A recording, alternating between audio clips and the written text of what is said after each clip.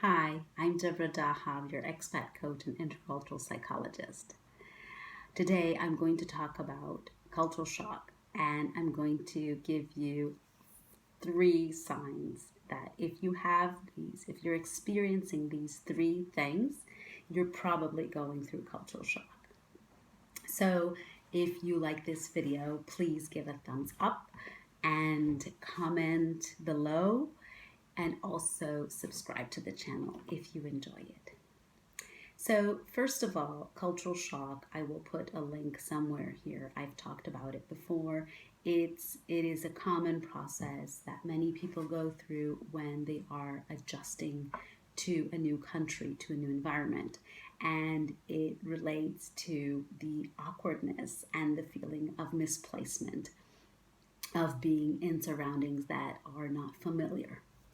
So, and there's a lot of anxiety also, like not knowing how to do things, not knowing how to say things correctly. So, all of this plays a part in feeling cultural shock. And now I'm going to describe three major symptoms or major signs that people go through when they are feeling this, and they might not know how to name it. So, if you're feeling it, now you know what it is. So, the first sign that is very common is feeling homesick. So, this many times manifests as wanting, for example, specific foods from your home country. Nutrition is linked a lot to the feeling of home.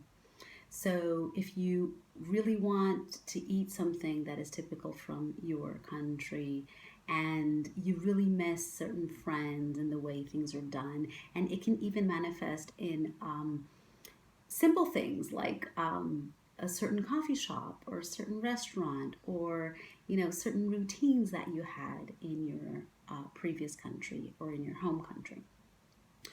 Also, what happens here is we tend to idealize how it was back home.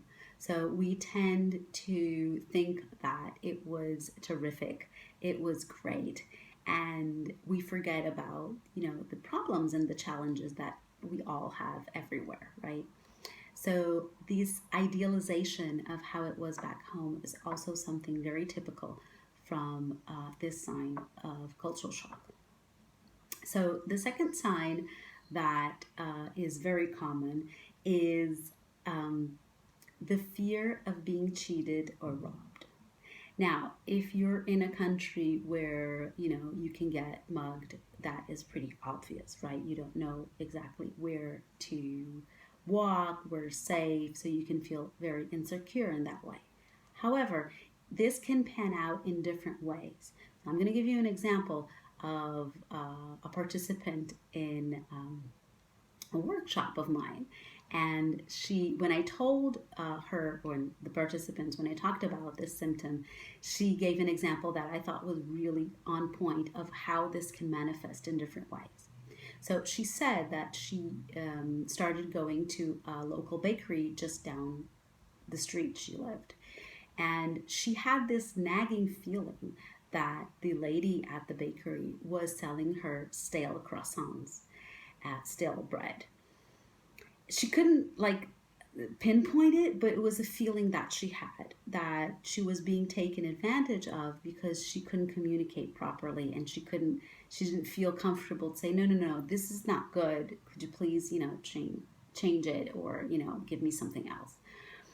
So that was a feeling she had, and that is exactly the feeling you can get when you're in cultural shock, is that you don't feel comfortable to communicate properly. So you feel you can be taken advantage of. It can be as simple as something like, going to the bakery. It can be something a lot larger, like, for example, signing a lease or negotiating rent or buying bigger and more expensive items. So it's that feeling that you don't know how to navigate properly that transaction, whatever it may be.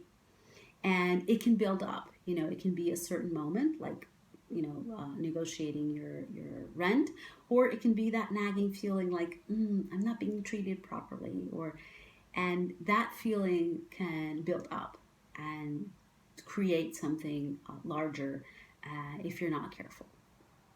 So, the third sign of cultural shock is regarding something very interesting that I find people, even seasoned expats, go through, which is fits of anger over minor things. Okay, so minor things is relative, right? What is small for me might be big for you, and vice versa. But this basically means like you can get really annoyed at seemingly simple things. I will give you an example. I had a client once, and she was from a country, and she had lived in a very big city, in a city where, like the city doesn't sleep, sort of city. She was used to having, all the shops and everything open pretty much 24/7. And she moved to a very quiet area, smaller area, and she even did that consciously because she wanted, to slow down, etc. And during our session, it was really interesting because she started complaining that she wanted to get a head start and go to the gym very early and get early, have a productive day. And, she went to get coffee, and the coffee shop opened only at 9 a.m. And she was really frustrated. She was really angry about it, and how that, that mismatch of time schedule really disrupted her day. So, and we talked about it, and that was actually a sign of cultural shock. So she was used to a certain way of doing things. And at some point, she was like, wow, where I lived, that would never happen. I would always get my coffee, blah, blah, blah. And then it's like, well, then why did you decide to move? What made you move? And then it kind of, she realized that, oh, wait a minute, maybe I'm exaggerating. Maybe this is not as important as I'm painting it. So when you're in cultural shock mode, it's very easy to get down that spiral of complaint. This is different, this is bad, this is different, this is bad. So be careful of that, be aware of that. So I hope you liked these tips. I hope you liked these 3 signs. If you identify yourself with any of these signs, let me know in the comments. Also, subscribe to the channel. And if you liked it, give a thumbs up. Thank you. I'll see you next time. Bye-bye.